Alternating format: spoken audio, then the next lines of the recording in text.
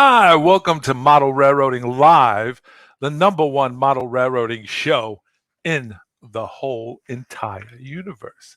How do you like that? We got this whole new StreamYard going, and it gives us a countdown, and I can do this real big intro now and the whole 9 yards, sort of like professional, like we really know what we're doing. Do we know? We don't have a clue as to what we're doing. Anyway, welcome to Model Railroading Live. I'm Big Bill, and this is Who is Big Bill talking to tonight? It's March 10th, 2021. We have a special guest in the green room waiting to come in. I hope he's all right. John made some fish and chips and some dip. I hope he's munching on them. It wasn't that day-old stuff, was it? That last week that we put out, John? That stuff gets rancid. We spend no expense here at Model Railroading Live for our guest in the green room. Anyway, just say hello to everybody who's coming in the house. Ralph Renzetti, Robert Holloman twice.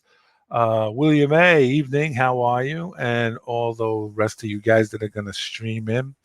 Let's see. I don't have any announcements because I didn't do my homework. So, yeah. I didn't do my homework. So as far as I'm concerned, there's nothing else on in Model Railroading Live this week or next week. Well, next week we will. I'll mention that at the end. Anyway, without further ado, let me bring in our guest. We have James Powell. He is the owner-operator of Monster City Studios, where they do theme. It was, right? I'm picking the rancid fish out of my teeth. I knew it. I knew it. He forgot to debone it again. I know. It tastes like it's been in there for a week or so. Man. Well, it's a good colon cleanser, that's for sure. Well, in 10 minutes we'll find out. If you gotta leave, you gotta leave, James. Yeah. Well, I'll just stay right here. I got a trash can right here. Live. First time ever. Yeah. First time on live video. Yes, sir. Anyway, this is James Powell. He's the owner-operator of Monster City Studios. And what is it that Monster City Studios do?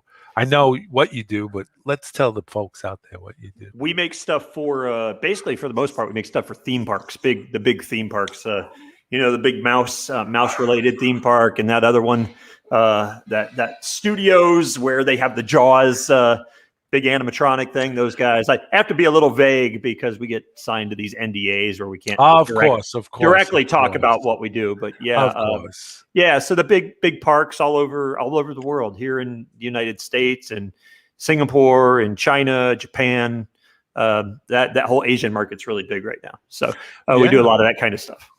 One of the other things, and I really wanted to talk about this too, and I forgot to talk about it when we were doing our tech tune-up, was that one of the things you do is you do those customized wheelchairs for Magic Wheelchair. Wheelchair. How did you? Before we get on to the model railroading and other stuff, which I think is important, but I think this is a lot more important.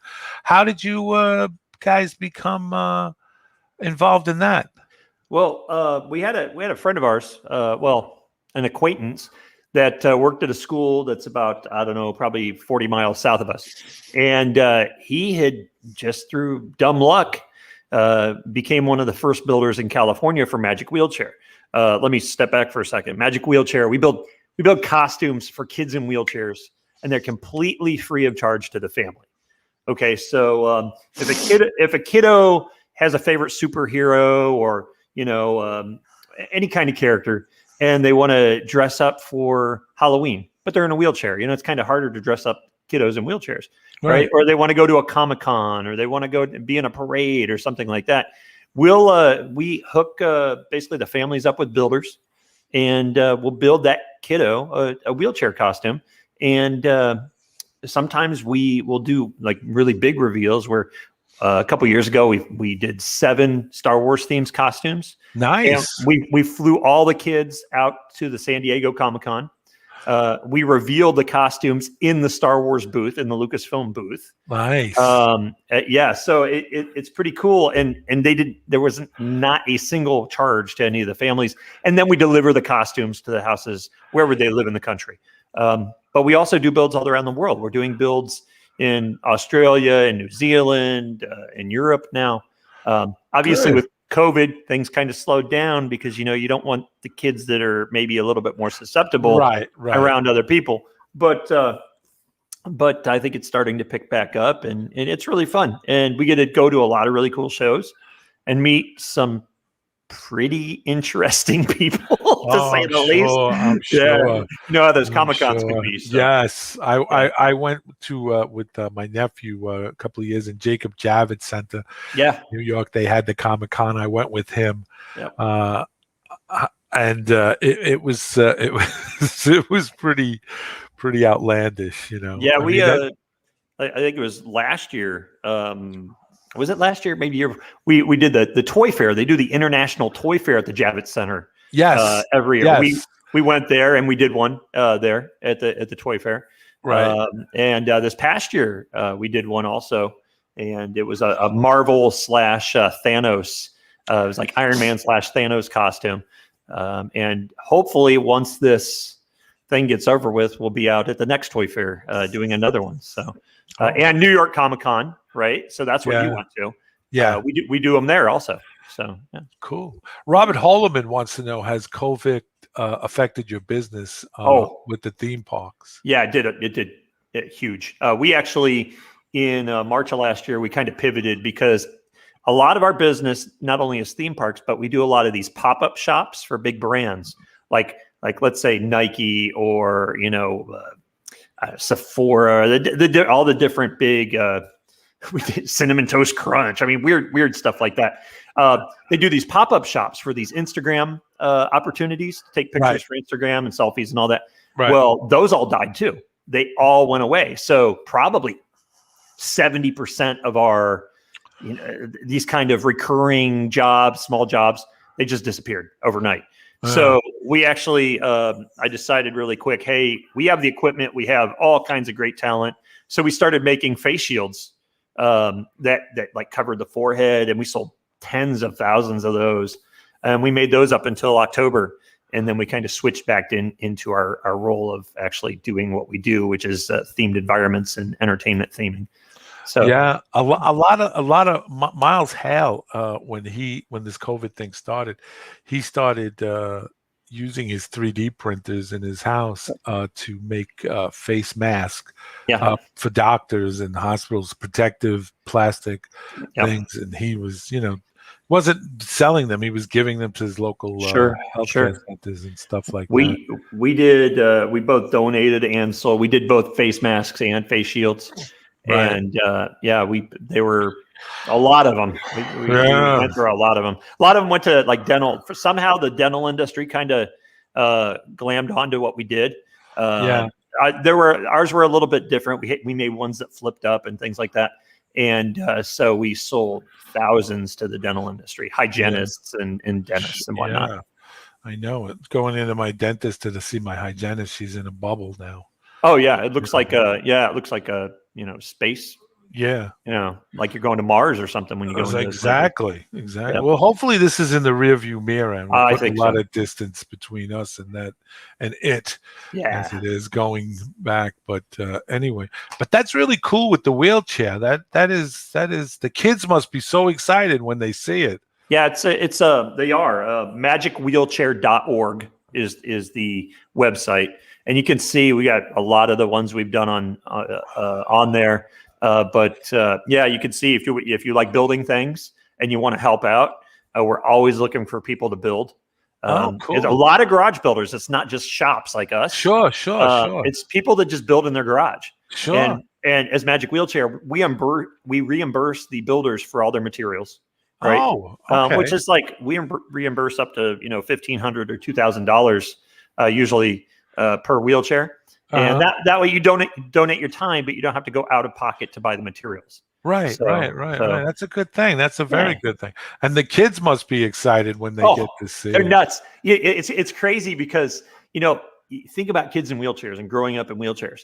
Unfortunately, they kind of get they're not always the center of attention.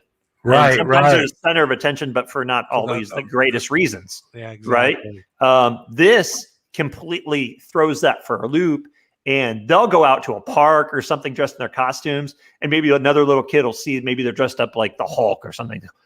Oh my God, that's the Hulk. I like the Hulk. Do you like the Hulk? And they start talking, and then all of a sudden these kids, they see, hey, this is a kid too. They like the same things I do. Exactly, they just maybe can't walk so well, or they can't walk or whatever. And that really starts that conversation. So next time, maybe when that kid sees another kiddo in a wheelchair, they won't be afraid to go up to him and say, hey, what, you want to play? You want to, and it really does do that. It's pretty amazing. Yeah. Yes, isn't it? It really truly is. They can break down in such little things, and all you need is that little piece of that apparatus that they sit in, kind of bars them. It's like, and then you put something around it or on it, and then all of a sudden it's like they don't see that anymore. They see the child. It's really it's so fun. We partnered with most of the major brands, the Disney's, Marvel, Hasbro. We go to the licensing show every year, the Toy Fair. So all those brands we kind of have agreements with, pretty much for the most part, where we say, hey, we're going to do this one piece, and we always get permission. Let's say it's Transformers or something like that. We get permission, and some of the groups like Monster Jam, the monster trucks, they actually work with us and help us out, and they'll bring in maybe the driver of the truck that the kid wants to be, or we're able to bring the kid to a Monster Jam and reveal it, and they get to meet their driver, their favorite. So we've had the kids meet celebrities. It just depends on what they want to do. It's all. We did one. Let's see, like 3 months ago, for Metallica, and Metallica did a custom video for the family. And the family's huge Metallica fans, and so things like that. We got one coming up that's like a Red Hot Chili Peppers one. It's just all over the place. Cool. But it's whatever the kid loves. We try to make it. We've had a kid that wanted to be a chef, so we made him a kitchen. So he had a kitchen with pots and pans, and he could play like he's doing food. Another one wanted to be a farmer, so she actually got a barn. And she was inside of us. She loved it. She had like little toy horses and whatnot. So there's all kinds of cool stuff we do with those. So I love Magic Wheelchair. I've met so many amazing people that work with the organization, and it's just a really good thing. I really love doing it. That's cool. That's so great. Eric Hall says, this is a very good thing. Some like me who are retired can pull out some time, but cannot fund it ourselves. Exactly. True. Exactly. Yep. Lynn McCurdy says, I assume this will be recorded because the sound is dropping out, freezing up pretty bad. But what I see and hear is great. Greetings from Palmdale, California. Ooh, one of those California guys. Yeah. I know Lynn. Oh, okay. You know him? Him? Good modeler. Good modeler. He does like old West stuff and some really neat stuff. Yeah. Let's see. Try Model Railroading Live says you can shift over to YouTube if you want. See if that's better. Because right now with StreamYard, where I think we're streaming again. StreamYard, YouTube, Twitch, and Facebook. So we're across the whole boards. Mohav Model Railroading. Hey, how you doing? Yes, we made it early today. No, 9 o'clock. We have to go on at 9 p.m. exactly, or Facebook won't let us in. Ralph Renzetti says the sound is fine to you. John Arthur says working fine on YouTube and everything. If for all you guys that are tuning in a little late or came in a little late, because you were finishing up your burrito or steak dinners or whatever you were doing. We're talking with James Powell from Monster City Studios. It's an operation that he runs. It's a theme park kind of thing they do for any kind of theme. Restaurants too, right? Oh, yeah, restaurants. I've spent the past 3 months in Las Vegas at the Venetian. We're installing an escape room. It's a very highly themed escape room for a company out of Europe. And this is their flagship store in the United States. They have about 20 here in the United States and about 80 back in Europe. Oh, cool. It's been really fun, but it's long hours spending in Vegas. Yeah. With COVID, we had kind of brought our numbers down at the shop a little bit. So it ended up being, well, I get to go. So, but it's been really fun. It's been an interesting time in Vegas with nobody there. It's Oh, I'm sure. it's I'm been pretty sure. empty. Yeah, yeah. I'm I mean, sure. I'm we were sure. staying across from the Venetian and at Treasure Island, and there's days when there's 0 people there. I mean, literally nobody in the casino at all. No, Um, you should have so. came. You should have came to the canyons of Manhattan. It Oh, was like, that's what I hear. Yeah. yeah, it was like that Will Smith movie where everybody goes and there's like, and he's like hunting in Times Square with his dog, and Right. that's exactly what it was like, you know. So It was it just was empty. crazy. It was Yeah. crazy. It was absolutely crazy. Yeah. Anyway, let's get James. You also have a Facebook page called DirtSpot.7. Yeah, DirtSpot.7. Yes. And I had, after we spoke the other night, I went back to and I went on it. I have to tell you, those buildings and those things that you're doing, man, are like, they're off the hook, bro. Oh, thank you. They are Thank you. off the hook. Thank you. Appreciate it. How did you get your start into The scroller says dirty spot.7. It's dirt spot.7. Yeah, I know. We're new to this. We're new to I this know. StreamYard, so It please could be forgive dirty us. spot. I should make a dirty spot. So. Yeah, no, right. It's DirtSpot.7. And it's all one word. Yeah. So how did I get started in model railroading? How did I get started? How did this whole, thing start with you? As was it something that dad or grandpa brought you into, or was it just something that, because that's usually the question I lead with is like, oh, Sure. so how did you get into model railroading? And it's usually like, well, my dad was into it and he brought me up into it, or my granddad or my uncle, and stuff like that. So yeah, basically how did you get your chops here? I mean, the first I can remember is I was 6 years old, and my 18-year-old brother, he actually passed away in a motorcycle accident. But he had a giant ping pong table with an HO set on it. And it was, it was all Tyco and model power and all that. But he had a lot of like the little, remember the old animatronic things they had with the push buttons and all that, dumping the logs. And right. He had tons of that stuff. And of course, I was 6 years old. I was too little to be able to play with it, right? But I loved it. I mean, so by the time I was 8 or 9, when my mom thought, hey, he could probably do this, my other brothers came over and they built me a 4x8, like actual kind of first layout, right? Right. So I still remember them painting the plywood green. Yeah, that was standard. Yeah. So I played around with that for a few years, and by the time, let's say I was maybe like 12, I had expanded it multiple times. We had our basement used to have a living room in it and it had a bar, so I built a grade which was like a 30% grade going up onto the bar. My friends came and I really started getting into it. And then about in 1980, let's say 6 or so, there was on PBS, there were the Model Railroader video layout tour by Kalmbach, the videos. Yeah, they put them on Saturday mornings, and I started watching those things. I recorded them. I saw one. What year was that? They came out in 84, but this was 86 that I saw them on PBS. And how old were you? I would have been 12 or 13 at the time. 84. So, I was already working. I hear that with people that work at our shop, and they say, "Oh, you were born in 73," and they were born in like 2000. And wow, it just blows your mind that how our perception of time. Right? I was a junior in high school. Yeah. Well, I have brothers that were juniors in high school in 73. So, I was watching on PBS Model Railroader Video Layout Tour #1. And Alan Keller, he's doing the and San Juan Central was on there. Yeah. Malcolm Furlow's San Juan Central, and I said, man, that is the coolest thing I've ever saw, and I fell in love with it. Right, I just couldn't believe it.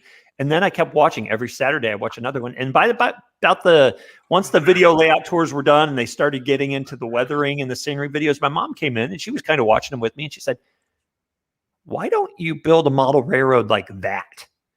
I said, well, Mom, I don't know. I don't have any money. I'm 13. Right, You right, know? right. She goes, I'll tell you what, if you want to try to build one like that, I'll buy the bench work. I'll buy the wood for the bench work. And I still didn't really know what I was doing. We bought 2x4s, Yeah. but she said, you can have the whole basement, right? So the one side of Wow. our basement was 15 feet by 60 feet, right? By 50 feet. And so I ended up building with 2x4 open grid benchwork.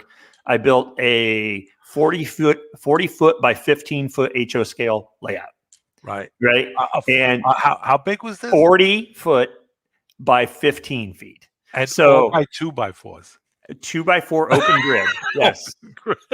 Okay. And I'm down there. The only tool I had was a jigsaw. So I had to cut everything with a jigsaw and, but it worked, right? So then we got, she'd buy me homoseau, like 2 sheets at a time.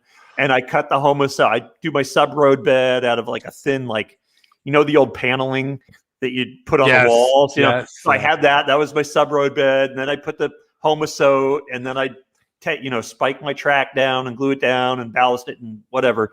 And it was a pretty good track plan. It was not the greatest, but what kind of track were you using? Were you using? It was Atlas. No. It was Atlas nickel silver flex. Yeah. I mean, I think we had Walthers and Atlas switches at the time. The Atlas like number 6s. So I knew, okay, but I did have a really tight radius. I had a double track main line. They were super elevated curves, believe it or not, at that age. But my inner radius was like 13 inches. So I wonder no passenger cars. No. It was all like 40 footers, short. They'd be like cantilevering. Exactly. As they came around. Yeah. If you pulled like an 80 footer, it would just, Yeah. But so, but it was a cool little layout, and it was a cool starting layout. And I had that until I was about 15, 16, and then you get the girlfriends and blah, blah, blah. And so we tore it down, Right. But I had moved out of the house, right, 18, 19 years old, went to school. But at the same time, I got turned on to George Celios and his stuff. And so I started wanting to scratch build stuff because I was scratch building when I was 13, 14. Right. My mom would buy me, basswood, and I just scratch build stuff. Right. We didn't have any hobby shops by us, but I could build buildings. So sure. They weren't the greatest, but they were fun. I learned how to exactly. But once I was older, when I was like 20, 21, I started doing what I would call like craftsman type of model building. Right. And then I actually sent pictures to George, got to know him, built some stuff, little Jordan cars and whatnot for his layout. And then I got married, moved to Cleveland, and started building a actual HO layout. Right. And that was about in 99, 2000. I had a website called TrevinoCircle.com, which became pretty popular. It was before blogs. I think all we had at them was the news group rec.models.railroad and like a fine scale miniatures news group that Daryl Huffman had going. And so I basically started a blog with my website. I hosted my own website, had a server in my house. And every day I would build a new structure and I would document that, and I would take pictures. And I started getting a really big email list. I had over 5,000 users, and I'd do like newsletters, and every day I'd get, hey, that's cool, whatever you build, or I didn't like what you did, or, and it became kind of a thing. But come around 2001 or so, I only had it for a couple of years. I sold it because I wanted to get into the business that I'm in now, which is building. I really wanted to make miniatures for movies. Of course, they just started going out. Right. But what didn't you tell me when we talked earlier that you wrote articles when you were like 13, 14? Yeah, I wrote and sent to Model Railroading Magazine. Yes, yeah. Student Fair. You remember they had the kids thing? Yeah, I wrote in there. I wrote an article about that was actually pretty. I guess you could say pretty in depth. I just couldn't get the drawings quite right. How to build the scratch build the Diffco dump sided hoppers that they were built in my hometown at the time.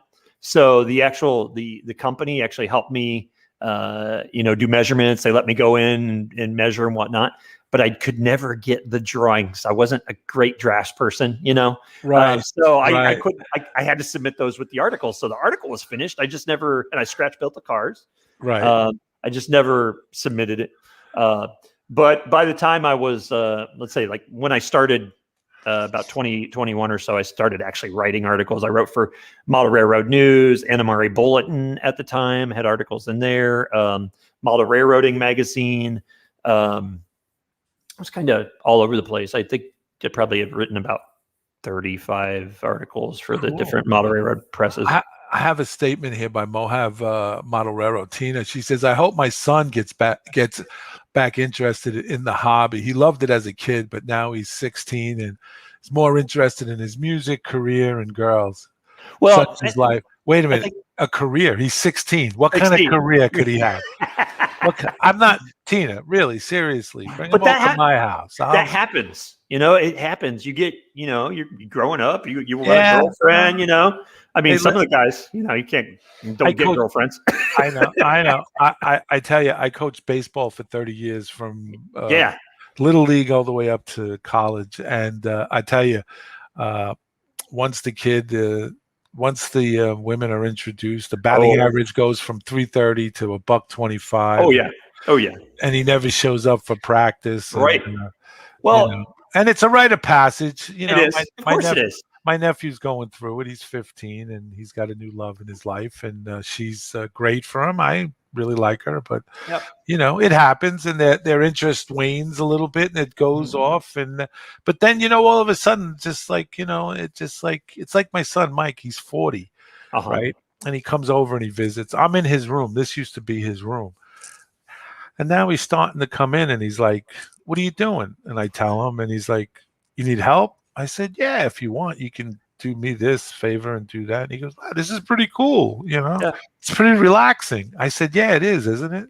Yeah, it is. It is. I mean, that's why I do it. I mean, I get in the zone when I'm building models. I mean, painting, whatever. I listen to my music and I just go. Yeah. And that's being creative like that. That's, I'm in the business I'm in professionally because of model railroading. Yeah, that was Frank Delorio says. Frank says, "I'm here, Bill. Can we start from the beginning? Does anyone mind?" Yeah, Frank, not a problem. We'll go back and I'll tell you what, Frank. All right, let me start picking my teeth again. Here we go. No, James. That fish. No. Wait, Frank. Why don't we do this? Why don't you go have your hot chocolate, shut this off, and watch it tomorrow? How's that, Frank? There you go. Now, me and Frank are close friends, so I can say that to him. Oh, we worked together for 30 years. Every time we talk on the phone, our wives say to each other, "Are you guys are friends?" I said, "Yeah, we're good friends. I know him 30 years. He's the best." Frank Deloro. Yeah, let me tell you about Frank Deloro. When I first met Frank, Frank was into weightlifting. He was a weightlifter, bodybuilder. Yeah. And when Frank walked into the crew room one day, he was like, "I pick things up, I put things down. I pick things up, I put things down." Yeah, Frank. And guess what? There's nothing you can do about it right now. You're digitally separated. Yeah. I love you, Frankie. I do. That's in a romantic way. Yeah, absolutely. We know what you mean. Yeah, exactly. Let's see here. Just so father-son bonding, Bill. Yes, that's it. Ralph Renzetti says. Mike Lambertino's in the house. Mystic Southern Railway. Hi, everybody. Tina Movad Model Railroad says, "I kept all his Thomas the Tank Trains for if he ever has a grandson or granddaughter." Oh, yeah, absolutely. Yeah, totally. And Robert Holman says, "I have a 2-year-old. The model rail fanning zone has taken a hiatus." Well, that's really what happened to me was once I moved out to California, I got a divorce and got married again. And then I had kids, and trying to do model railroading and watching the kids is really hard, doing any model building at all. But once they got around like 7-ish in that, then they could go do their own things, and I didn't have to be with it. So that's when I started making my own stuff again, and that's when I started getting back into model. But I didn't get back into model railroading. Not that I didn't want to. Believe me, I love it. But in our business, we built some statues for this company that makes the little miniature wargaming pieces. Right. And we built large ones. And they had sent me one of their games, and it was full of those little characters. And I said, yeah, I think I could paint those. So I started doing that. And that let me do, okay, I want to build a diorama for these guys. And then from building the diorama, it grew. And I said, I should start doing some railroad stuff again. And that's how I got back into it. Right. So I've been doing railroad stuff again since probably, I don't know, 2014, 2015, something like that. Yeah, I have a good question for Mojav Mojav Model. I hope I'm pronouncing that right, Tina. She says, what would your guest say is the biggest change in the hobby he has seen over the years? And what is the one thing he wishes would change that hasn't? Okay. Let's see. We've been actually talking about this a lot because I go back to when I was doing my Wiscasset and Trevino and Western on the TrevinoCircle.com. And I was the type of techniques I was using then compared to jump forward 20 years and what's happening now. I think that I was a huge proponent back then of using craft paint. Nobody was doing it. Everybody was using Floquil, Poly-S, that kind of thing. Right. I kept talking about using Delta Ceram Coat and how I loved it. And why can't we just do the same things with Delta Ceram Coat? So jump back into the hobby and everybody's using craft paint. But then I got sponsored by a company called Ammo by Mick Jimenez. We have these the yellow bottles here, kind of like Vallejo or AK. Right. And now I'm trying to get everybody to go back to the model paints. No, because the quality is just so much better than craft paints. But scenery techniques are, Scenic Express started with the Silphors, and Martin Wahlberg started bringing his stuff in. Scenery is light years better than it was even 20 years ago. Yes, absolutely. Oh my God. I can agree with you on that. Static grass applicators, bushes, all that stuff. It used to be not using sawdust anymore. Right. Even ground foam. It looks so much better than ground foam. And I always thought, if you did ground foam right, it looked awesome. Not even close to what you can do now. Yes. I mean, now we're getting the notch miniature leaves that are scale leaves that you can, statically put on trees. And I mean, I love making pine trees and whatnot now because they look real. I mean, you put those outside and you take pictures and they look like the real thing. Right. Compared to, it used to be maybe Caspia put into a dowel rod or something like that. Right. The scenery is what's really changed the most. And then, of course, the thing like DCC and the things you can do now where you can, I was talking to Dazzy J, who has a model railroading techniques podcast. From Australia. Yeah, exactly. I love his model. Yeah, it's great. Very good stuff. Very good stuff. But he's talking about how, and I'm not an operator. Okay. I do love running trains, but I don't have a layout and I haven't had a big layout for 20 years. So I may mess this up, but you can operate remotely on somebody else's layout now. Oh yes, absolutely. That blows me away that I could, we could be having an operating session right now, Bill, and I'm running the throttle here at my house, and I could be through cameras and whatnot operating on your layout. Marty Jenkins, who lives in Australia, was a couple of months ago, was operating a passenger train in Michigan from Australia. That is so cool. I mean, that to me, what's even cooler about that was that he was operating the passenger train in Michigan that was on Monday, and he was in Tuesday. I had an idea back when I was doing, 20 years ago. I was a developer at the time, a programmer, and I had started playing around with, and I haven't talked about this for a long time. I had started playing around with a virtual kind of exchange, car exchange system, where you could virtually exchange rolling stock from your layout to somebody else's, but now with all this DCC, it's almost realistically possible, so you could transfer cars to somebody else's layout, and you could do all your way bills and stuff with different, that consist would be made of cars from different layouts. Sure. Absolutely. And digitally. This is what this technology here has promoted that JMRI and other stuff like that. Lynn McCurdy says, like to see dead rail become more advanced, then we can spend more time on modeling rather than chasing electrical problems. And you know what? Dazzy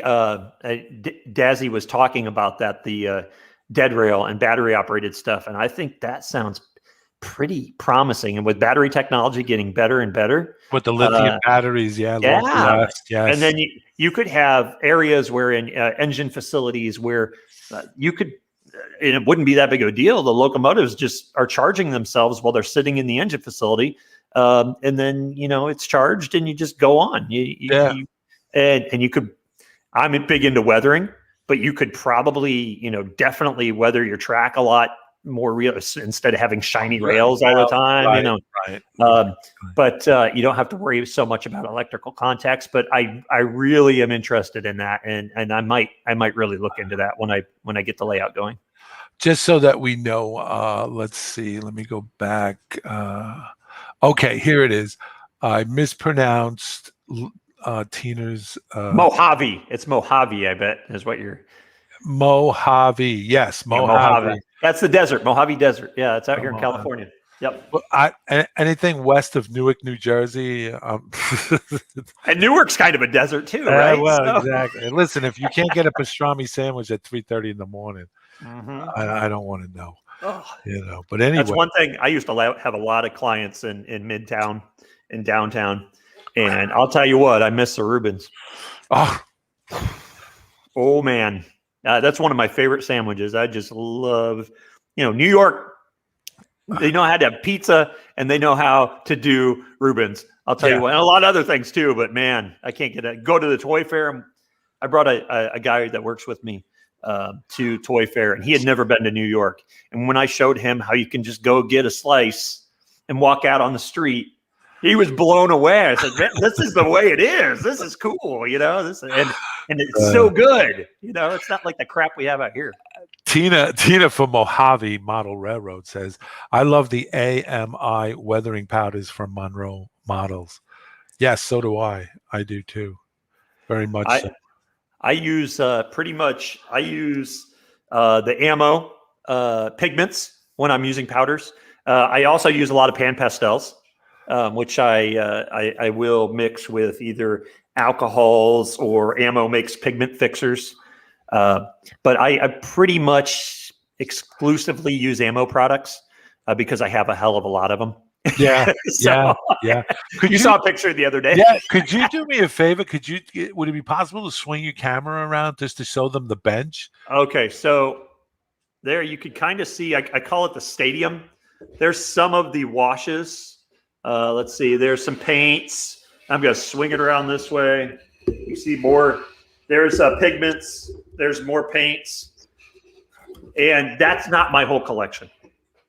So I have probably 200 and some different bottles of ammo pigments and paints on here. It's I love using it. They're all made to work together. Yeah. Ralph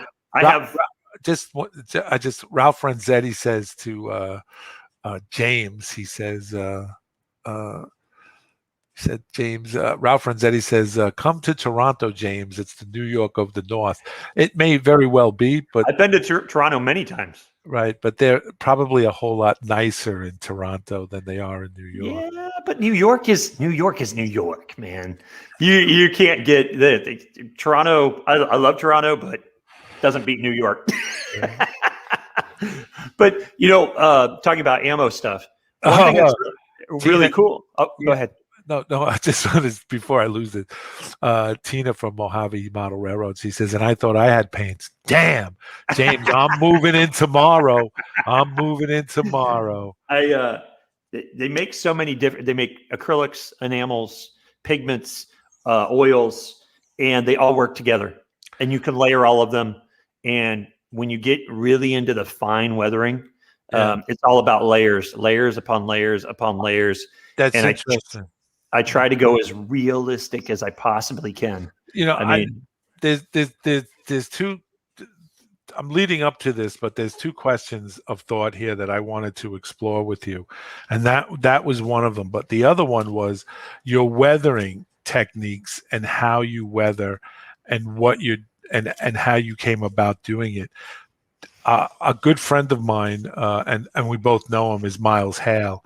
Yeah. And Miles is, Miles is sort of like, real mentor to a lot of guys in the hobby, Sure. and he makes a statement where he says that you want to achieve with your modeling railroad, you want to achieve that Disney effect. That it's a fantasy, it's a miniature, and it works, and it's really great. But if you don't have the cascading water, that's all right. You want to make it as though it looks like it's cascading water, Yeah. if you know what I mean. Yeah. And I think, we talked about this a little bit the other day. There is obviously some people are put off by when you say Disney, because Right. they think of cartoons and Right. I love that stuff. But I'm trying to go, I guess you could say it's a little bit caricature. It's a little bit over the top, my weathering and whatnot. But what I'm trying to achieve is I'm trying to transport that user. And this is what they do in the theme parks too. You want to take that user out of their mindset that they have when they see your layout or your buildings or whatever you're doing. And you want them to either go back to a time when they were in their childhood, when they think that it was a better place, or a time that could have been in their imagination. And so sometimes we have to exaggerate things a little bit to do that. But that's what I try to do with model railroading. It is a time machine, Right. or it is a what could have been machine, Right. for me. Right. With your layout, doing New York, Right. and you're doing 1983, right? Correct. So I think of when I was in 1983, I was 10, right? And I was not in New York. I drove through a couple times, but I never spent any time there. What I know about 1983 in the late 70s and the early 80s is seeing shows like Welcome Back, Kotter, like All in the Family, the Jeffersons, things like that. And to me, it was that grimy, gritty, kind of, it wasn't a great place to be, but it had character, The people that lived in New York were New Yorkers, Uh-huh. and that's what I feel. And I think you can convey that in your models. And from what I know of your layout and what you've shown me, somebody walks into that and they say, hey, that is kind of what it looks like, whether they're Right. model railroaders or not, right? I think that's important. So it's not just running the trains, it's that story we tell Yes. as model railroaders and as builders and as model makers. And I think that's just as important. And that's what I love about the hobby, is that story that we're telling and being able to put people in a different mind place. And people go, they go back to their childhood, or like you say, your buddies, they saw the sign, Yeah. and they go, hey, we remember, yeah, that thing is cool. And they at least lose that mindset of, oh, these are a bunch of adult men playing with toy trains, to, you really hit on something there. That's really cool. And that's just as cool as my buddy that has a hot rod down the street. Exactly. Exactly. Right. And that's the type of stuff I go for in model railroading. I want it to be kind of that cool aspect, Right. But to get to there, you got to tell the story. And I think that's so important. James, Split Rock 2323 wants to know, what do you use for a pigment binder with the MIG ammo pigments? There is a product that they make. It's ammo. It's MIG 3000, and it's called Pigment Fixer, right? And it's actually made for fixing pigments, and it dries dead flat. Okay. So you put this on your pigment, or you mix your pigment with it, you paint it on. But I also use like alcohol. Sometimes I mix it with my paints. It just depends. Or I spray dull coat over top of it, like Tester's dull coat with an airbrush. So there's all kinds of things I use to fix it. But they actually make a pigment fixer that you can paint on, and you can't tell that you painted it. It's just dead flat. I've been using a lot of there's actually an ammo pigment called Europe Earth. They have a pigment for everything. They have like muddy Eastern European fields, everything. There's all kinds of, there's 3-4 different kinds of Middle Eastern dust, You know what I mean? But I guess so. because for the Yeah. military modelers, Yeah. different areas have different Yeah. dust, and they go for ultra realism. Grandpa Rails wants to know. He says, James, what do you think of alcohol inks? I used to because of George Celios. I used to be really, really big into the Black India ink and alcohol. I still use that, but I don't put it. Yeah, exactly. I don't put it on figures. I've gotten away from India inks on figures and dry brushing on anything. I don't dry brush anything anymore. But I have gotten into using things like, let's see, here it is. Sepia toned India ink, brown India ink, and mixing that with alcohol to make different washes. So I love it. India ink works great, but if you put there's Ammo actually makes washes specifically like the India ink washes, but they dry flat, right?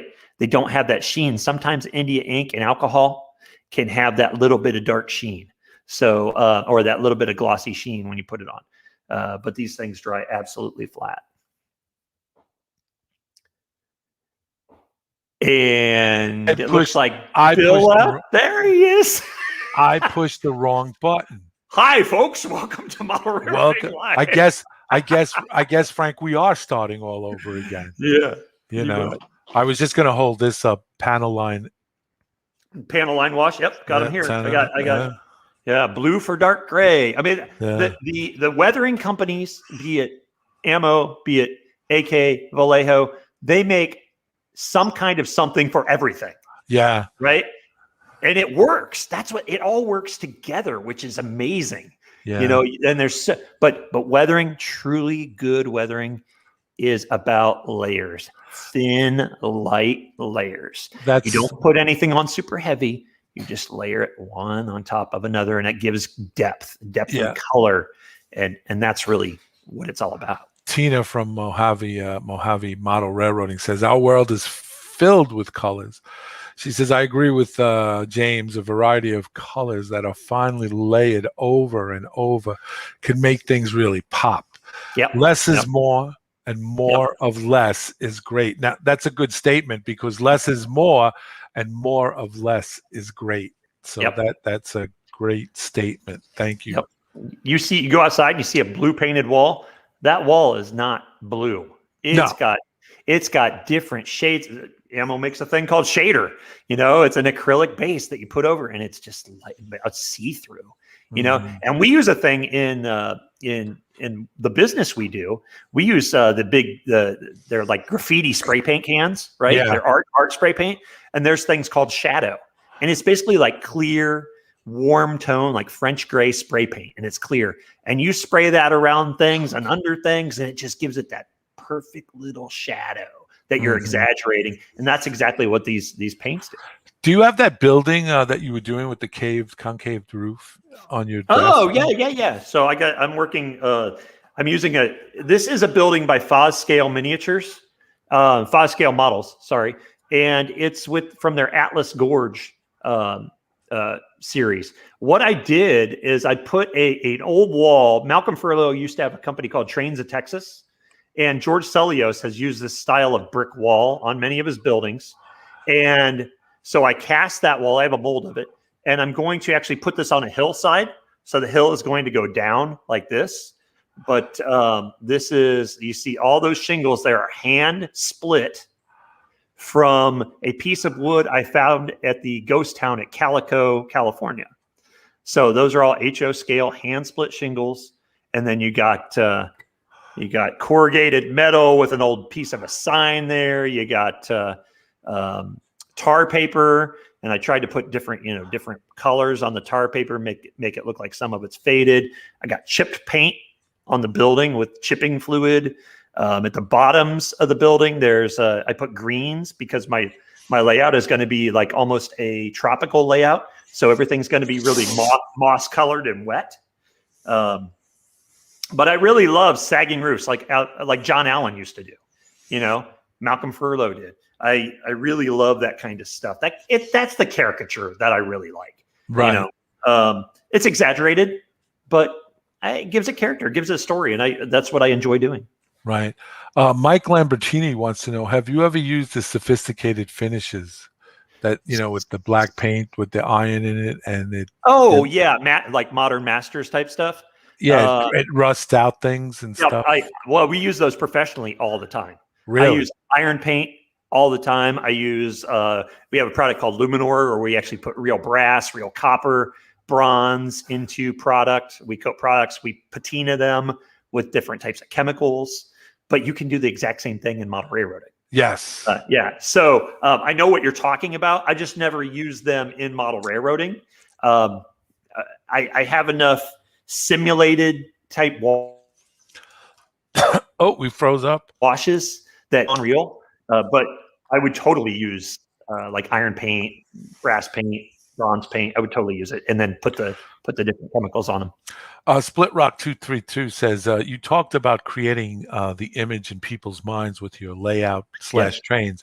What are some of the ways modelers can achieve this? I call this planting your layout. Yeah, I mean, really, you think about when, depending on where with the era you model, where you model, whether you're modeling a Brazilian narrow gauge railroad or you're modeling a Class 1 in the United States. I think that things, for instance, people when they watch a modern train, right? You see things that you may not pay attention to, like everything has graffiti. I don't know how it is about on the East Coast, but out here, every damn car has some kind of graffiti on it. Yeah. It used to not be like that in the 80s. I mean, there was some, but not like it is now, right? No, we were saturated with graffiti. Maybe you were. We like Midwest. No, I mean, we right, didn't see it very much. Right. But on the trains, there were some, but not like it is now. There's billboards on every single car. Right. There's certain little things like that you could pick out. A locomotive, like a Dash 8 or something like that, or one of these big current GE locomotives, and how the paint fades. There's certain things that you can bring into your scene that maybe you exaggerate a little bit. Right. But that tells the story, and people say, oh, that diesel caught on fire, the exhaust burnt, or, but it looks realistic enough, even though it's exaggerated, that people start to get into it, don't you think that, just trying to get my thoughts here together. Like Tina says here, if you've never tried the Vallejo chipping medium, it's an awesome, and the effects are very realistic, and which is true. But we're doing things in a miniature form, and when you say exaggerated, I don't think it's maybe it is exaggerated. I'm not that I'm rebuttaling it, but what I think is, I think in our mind's eye, that's how we saw it. Like for the strangest reason. I mean, since I've been in model railroading, I go around, like if I'm in New York, if I'm in Brooklyn, right, and I'm like walking in the neighborhood, Sunset Park, Park Slope, I'll come across a building and I'll see the fire escapes, because most buildings in New York have fire escapes in the front. So I'll go and I'll take pictures of the architectural framework of the fire escape, but I'll also take pictures of the rust that's streaking down the side of the building. Of course. Then I'll have it in my file, and I can relate to it.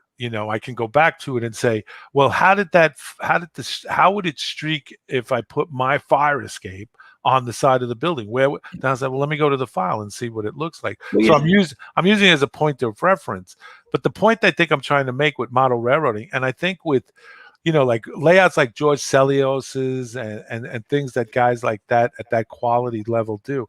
Like I know a guy who told me, I went out and I bought all the Heritage engines, I bought them all. When they came out, I bought them, and they sit in my display case, my lighted display case, and they look really well and they look good. I said, yeah, but do you understand that in the lighted, when people come into your house and they see that, and they go, wow, that's some collection of trains. Really, look how detailed they are. Do you know that when you take that train off and you put it on that very well-designed, well-planned out, layout that you've weathered, that you've compressed the scene in, that the engine takes second place? Because now it's no longer the principal actor. Right. It's the Exactly. supporting actor Supporting actor. Yep. to the layout, and it's running around. And the guy is like funny. I said, well, when are you going to get that weathered? He goes, oh, I'm not ever. So he's got this gritty, dirty mining thing, and he's got this NS pulling it, all these cold cars, and it's like clean as a whistle. And you're Well, like, that they're expensive, and I could see people not oh, saying, "I don't want to exactly. mess them up." I I spent got that. a couple $100 on this thing, and I But don't the want to mess it up. Right, but the point I'm trying to think is like in the case, it's the principle. In the And then layout, it's secondary. it's secondary, and it Just- complements the layout. Yep. And I think Yep. that's what we want to achieve. Yeah. Ralph Franzetti says prototypical photographs are an absolute must to refer to, and he's absolutely Reference, absolute. reference, reference, Yes. reference, reference. Yes. Absolutely. That's what we say. In our when we're doing sculptures, right? Reference. That is the main thing. I kind of, unfortunately, I don't follow reference as much as I should, and so I go overboard on a lot of things. But I generally like what it looks like, right? Right. But I feel that if I did use more reference, I could definitely have a more realistic look on things. But that's just how it's all about our tastes. Hey, if you don't want to weather your locomotives, that's cool. I'm okay with it. I get it. That stuff's expensive. I like once again, going back to Dazzy J's layout. It's European and it's perfect. I mean, it's so clean. It's beautiful, gorgeous layout. Right. I love that stuff, and I can completely appreciate it. I think what I appreciate in model railroading is stuff that's just really well done, whether it's really, really clean or whether it's really weathered, as long as it's well done and it's thought out. Exactly. You always appreciate that when you go to someone's layout and you see the effort that they put into it. Yep. And they do. Mojave Model Railroad, she says, Tina, she says, here's a quick tip.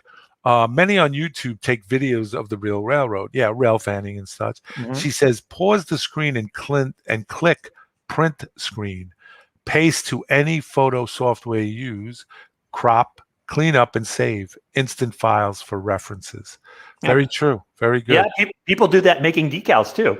Yes. People take picture of a building, right, and make a decal and print that and put that on the side of the building, like for weathered signs, faded signs. Right. There's so much you could do with that nowadays. Exactly. Absolutely. Yep. John Arthur says, I'm just afraid to yet. Cheap freight costs first. And I Locos get it. Later. Yes, absolutely. Yeah, totally understand. I mean, that's really and that's one of the reasons why I like ammo products so much, because if you mess up, especially with the enamels and the oils, you just take a little bit of a thinner and it comes right off. What do you think about the military guys crossing over into the model railroading, and the model railroading guys crossing over to the mill? I love it. Ralph and I were having this discussion last night. He said that when he worked in a hobby shop, the guy who owned the hobby shop, he said when a customer would walk in, he said he could tell, if the guy went to the left or the right. The left was the military, the right was the hobby, and no twain shall meet. They never crossed over. And now I'm trying to get like a lot of we had a military guy on, Martin from England. He was on, and he was really good and stuff, and he was intrigued with the model railroading. I'm blown away that it's taken this long, and I feel like myself, Jason Jensen, some other people were really trying to get that crossover with all these ammo products we're using. That's Mig Jimenez, the guy that started ammo. He started as a model railroader. All right, that's what he did, and then that kind of crossover into military. The guys that do military stuff are unfreaking believable. They are amazing. Why are we not using that in model railroading? I know. So that's why I'm using the military stuff in model railroading, because I think we can, without a lot more effort, we can get a much better, more satisfying result than using craft paints. I mean, you just can. There's no question about it. Eric Hall says, I get most of my photos from eBay. SP seems to have lots of options to look at. I have an SP photos sent to me as my daily eBay feed. Yeah. SP, the fact that like the tunnel motors and all that, I mean, you got everything as far as like even back with steam, cab Fords and Oh my God. The thing, I love it. the thing I love about the military guys is I follow a guy from Germany, and I love when the fact is that he opens up the box from it's like a 57-minute video, and it's not like you don't want to not miss it, Right. but you watch how he takes an F-16 or an F-14 Tomcat, and he says in the, in the closed caption in English, he'll say, and I'm going to take some of these parts and I'm going to redo them. Yeah. And he recast them from a photograph that he saw, and he did it, and he made it from scratch. And then when he weathers it, it's like you look and you say, how is he he's putting his white striping on, and then he comes back, and then and like you said earlier, Leia, and then when the model's finished, it's like all these shadows and hues and everything. And it's really just such an amazing crossover, and I'd like to see a lot more. What's the thing that you and James Jensen are doing?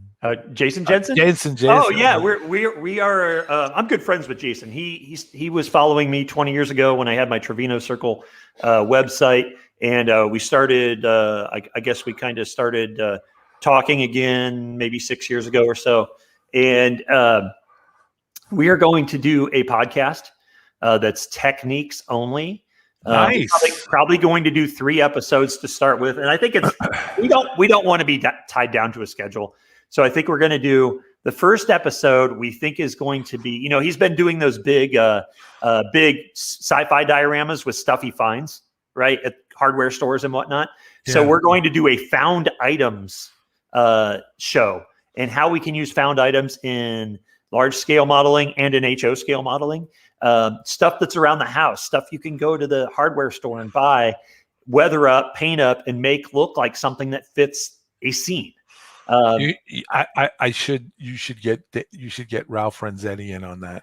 Yeah, he definitely would be a good one. Yeah, because he takes ordinary household items and turns them into futuristic spaceships. I don't know how he does it, but that's absolutely where we're going with that. But we're going to try to make it so it's model railroad related. Lynn McCurdy says Jason Jensen does more before most of us get up in the morning than any of us do all day. Yeah, and he also drinks 37 pots of coffee. But yeah, that's totally right. It's totally right. Jason is a fantastic modeler. We talk almost every day. We share pictures of what we're doing back and forth. But we're going to do a podcast together, and I think it's going to be really fun. Once again, it's not going to be a regular scheduled thing. It's just going to be the Jason and James squared techniques podcast, I guess you could say. Yeah, that's cool. That's cool. Yeah. That's the tank weathering vids are amazing, really worthwhile. Michael Conley says they use things called like modulation and God, was it like there's a name that they use for making artificial light on things. And oh my God, it's stuff that I never even imagined existed. And there's no reason we can't use it in model railroad. No, there's no reason whatsoever that we can cross-reference it and bring it back and forth in all of what we do in the model railroading. It's just absolutely, I love those guys. I love how they do what they do. I know when I was up in Amherst, I ran into a few of them, military modelers, and it was just so, just having an hour's worth of just sitting down and just shooting the breeze. That reminds me of, the Suncoast Center, Dave Ravella's place down in Tampa, Florida, Suncoast Center for Fine Scale Model Building. If you can go there, not only do they have some amazing layouts, their military models that he collects, 1/6 scale stuff, 1/35 scale stuff, drop dead amazing. This stuff is out of this world. I mean, he collects stuff from diorama builders that are all over the world. And, I believe it. Oh my God. I mean, he's got a Higgins boat there, a 1/6 scale Higgins boat, which is the landing craft they used at Normandy, right? Right. With the front gate that drops open. It's 8 feet long. Wow. I mean, 8 feet long, and every single detail is handmade and model. It's just blows my mind what these guys can do. Yeah. And that's why I think we should do it in model railroading. You know, I agree with you. yeah, and hey, model railroading. If you don't like doing it, that's cool. I'm just always trying to get better. I'm always trying to improve what I Yes, do, trying to make it more yes, realistic, and yes. and with my little bit of spin on it. That kind of Exactly. has my little bit of fun in it. Exactly. I But think, and what I think is great about the hobby, model railroading, or any hobby that you're in. And I've said this countless before. You guys in the community have heard me say this. It's like, the world's problems can be like weighing down on your shoulders, whatever it is, household, finances, the kids or whatever. And you come in and you always walk into the layout room or the workbench and you start tinkering. First it's cleaning the desk up. right. And then it's like, oh wait, let me do this. So I was going to put something on that, and then after you've been there like 2.5 hours, you come out to your significant other, your wife, and you say, Only two that, and a half hours. well, whatever. I'm just saying. You come out and you say, that little situation we had with little Jimmy, or this is what we're going to do. You always seem to have the solution to the problem. Maybe in the beginning it was muddled, but it also, when you go into your hobby and you start doing it, it's like you can't believe how my wife always says, she calls me a grumpy old man, and when I'm in the hobby and I come out, she says, she always knows. She goes, were you working on the layout? And I go, yeah, why? And she says, you're so much kinder. Well, and I think there's a deeper thing involved. When we get in, I always said I get into my zone when I'm creating something, or I'm painting and I'm listening to music, whatever it is. I get into that zone, and I think there's something that us hobbyists in model railroading, that when we're really into it, I think it does something up here that is not only relaxing, but it's a little bit altering, Well, and it's it like a is. drug that's not a drug. You know what I mean? Right. It's like the runner's high. Exactly. I agree with you. Yeah. I've been doing an impromptu experiment. I just recently got by my doctor said to get a blood pressure monitor, and I have been, and I know that I started doing this. I take my blood pressure during the day, and then I'll come in to the layout and I'll work out. I'll work on not work out, but I'll work on models. one, and then I'll go and take my blood pressure, and it is extremely. It's like 120 over 70, and it's like at its optimum place. And I said, I know this, And the other thing is, I'm Christian by faith, believe that Jesus Christ is Lord. And when people come in and they see my layout, they say, "How did you do that?" And I go, I know a guy who's a Jewish carpenter, and he helped me with that. And that's part of it too. It's all about what it's doing to our mental state. And I really think that a hobby, if you enjoy it. Now, model railroading is a little bit different than other hobbies because there's so many aspects of it. I don't think there's any other hobbies where you could have anything you could possibly imagine. Yes. Rolled into one hobby like model railroading is. But I think that if you find a part of the hobby that you really love, be it hand laying track, or being at DCC, or weathering, or scratch building, or operating, I think for all of us, there's a little thing that clicks in our head when we do it. And it's just, I found my thing that I really enjoy. And it's just, there's something cathartic about it.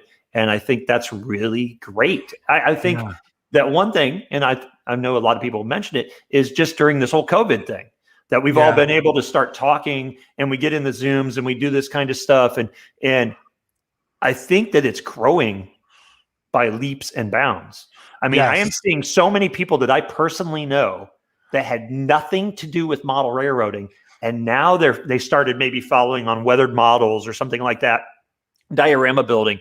And I have 3 people that have never touched model railroading. They're getting into it because they've seen that, they've set in on, like a podcast or something. They're going, oh, now I see why you guys do this. Exactly. And I think it's really helped. And I think it's moving. Not honestly, I don't care if it grows or gets smaller, because I'm going to do it no matter what. Right. I hear you. It grows, we have more resources, right? It gets smaller, we have to be more creative.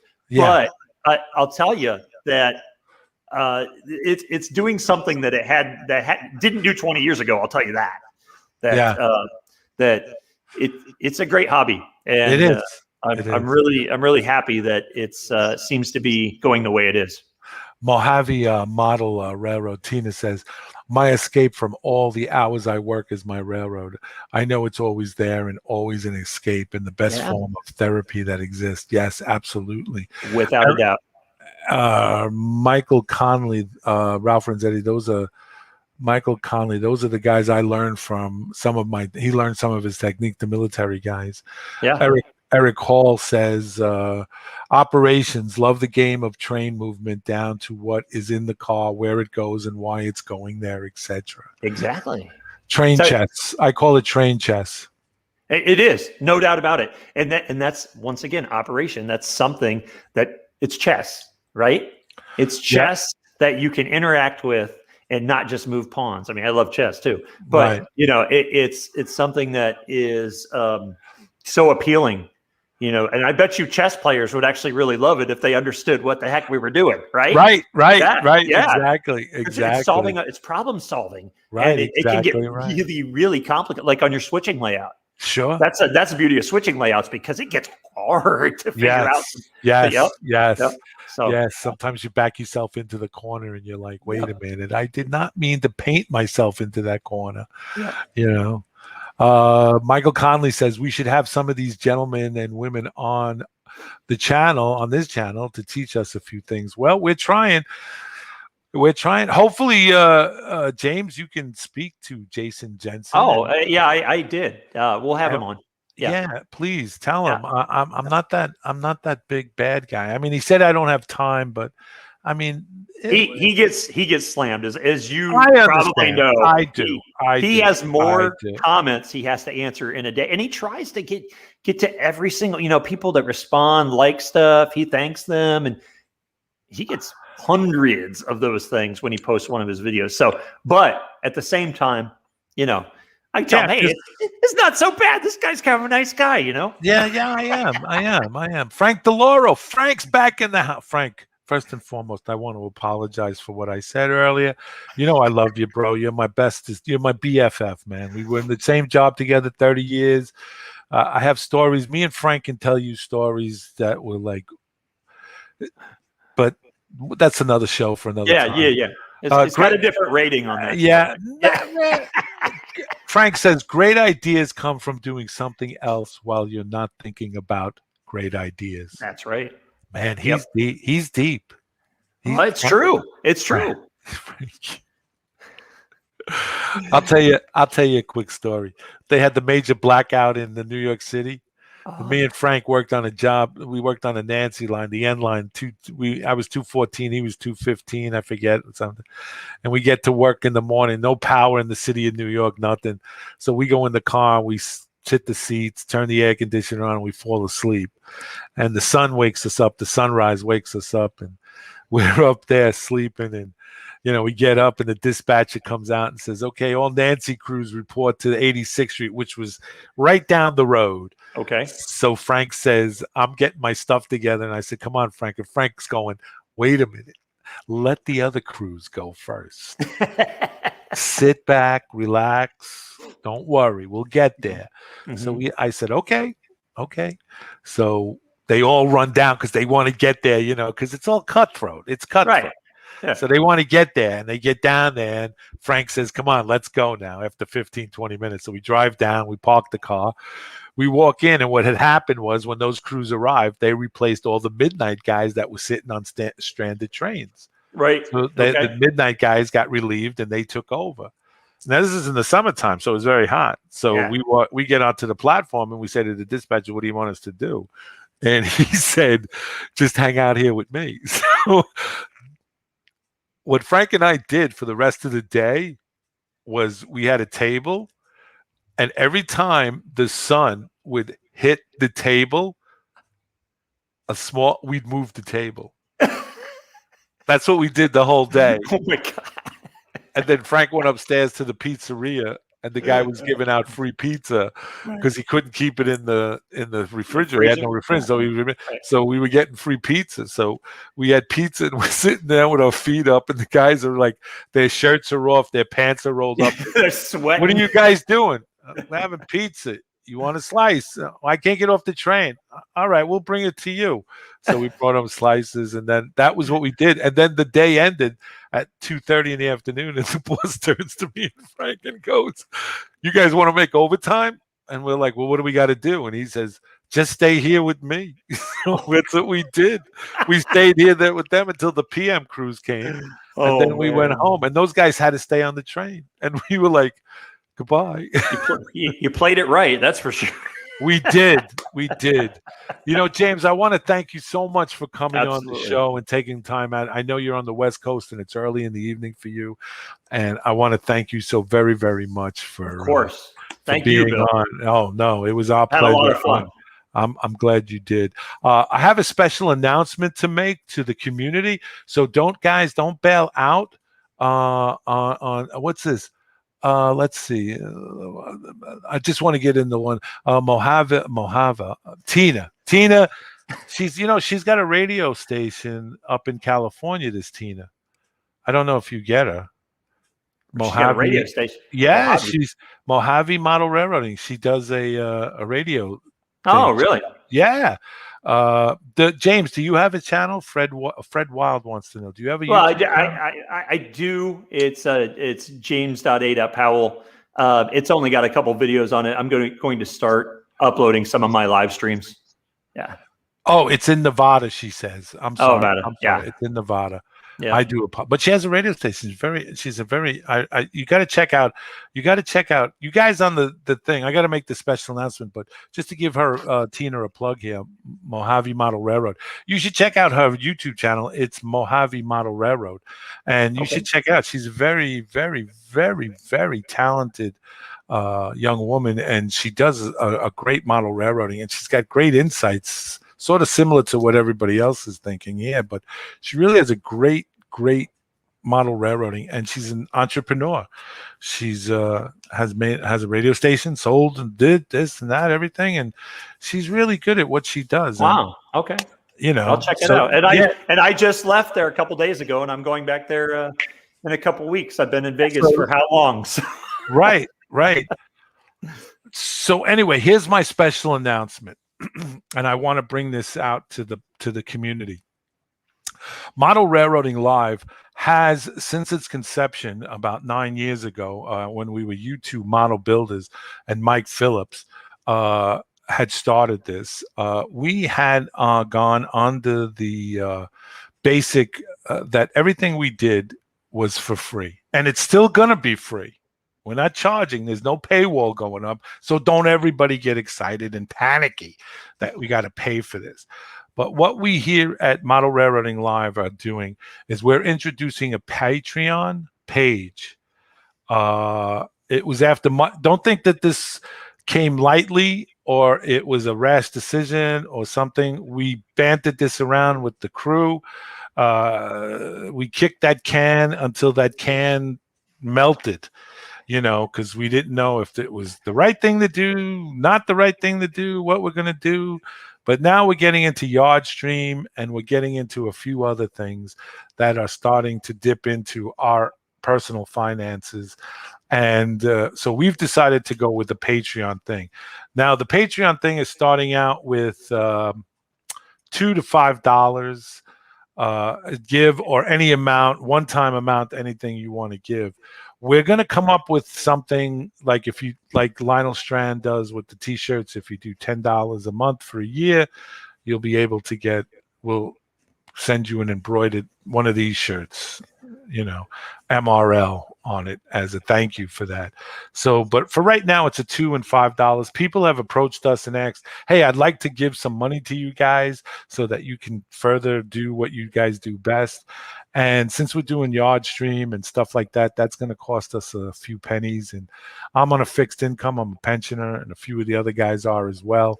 And some of the guys work, and so it's just, we decided to do this. Not that we're going to get rich off it, and not that we're going to do anything, like we're going to go to Vegas with the money you send us and roll a 7, on the one-time deal. And we're not going to buy stuff with it to review. That's not what we're going to do. That's not what we've never done that before. So we're not going to start it. So we are going to do a Patreon page. And it's starting $2 to $5 a month if you want to give. We're trying to work out the what to give away to you guys, it's and stuff like that. So we're working on it. It's a work in progress. So I just wanted you guys to know that out there that that's what we're doing. So the second part of this is now go into the cushions of your couches and pull all the change out and send it to us. If you guys remember who Soupy Sales was, he was back in the early 60s, he was a guy that used to come on daytime TV for kids. And he one time said, okay, boys and girls, now go into your mommy's, daddy's pocketbook and pull out that $5 bill, with the one with the president on it. It has the number 5 and send it to Soupy Sales, P.O. Box. And he actually got in trouble for that. You can actually look it up. But anyway, that's my announcement. Lynn McCurdy, great show. And now I've met some new to me people, Bill and Tina, to add to my long list of fellow model railroad people. Lynn, we have to get you on the show as well, my friend. We do. And we're always looking for new and interesting and people to be on Who's Big Bill Talking To. So I'm always out there scouring, and my good friend what's his? Oh man, I just lost it. I just had a senior moment, James. You talking about Ralph? No, not Ralph. Lynn? No, Wilma from Indian Head Valley Railroad. There we go. He's the one who pursues all the channels, does all the heavy lifting, and I get my most. But now that I'm on Facebook again, and that's how I'm coming around getting, and Marcel too. And I'm getting all these guys. So that's it. That's what I wanted to say. So empty your cushion, check it out, and your cushions of your couches, empty the peanut, get the penny jars out and send us your money. Send it to us now because we need it. And that's it, basically. But thanks again, James, for coming on. I really greatly appreciate it. Absolutely. And as this Patreon thing goes on, we'll definitely give you more information. Right now it's set up. I haven't got all the information, but I just wanted to give you guys a heads up. Go check out James Powell's Facebook page, DirtSpot.7, and look at all the incredible stuff that he's doing. He really is, and all that. And thanks so much for doing that with the kids with the wheelchairs. Thanks, Bill. That is, that's important, and it's admirable, and it's and it's a good thing to do, because it's not all about the dollars and cents sometimes. No, it's not. It's not. So with that said, I want to thank you guys for joining us tonight on March 10th, 2021. Next week's show is the 17th. It's on St. Patrick's Day, and we're going to have that old Irishman, Eric Hall. IMRO Com is going to be on, and he'll be doing a few of his magical Irish tricks for us, and we'll be speaking with him in great length and detail. And he also has a great pinball machine collection. So we'll be talking to him about that as well. In the meantime, you guys take care.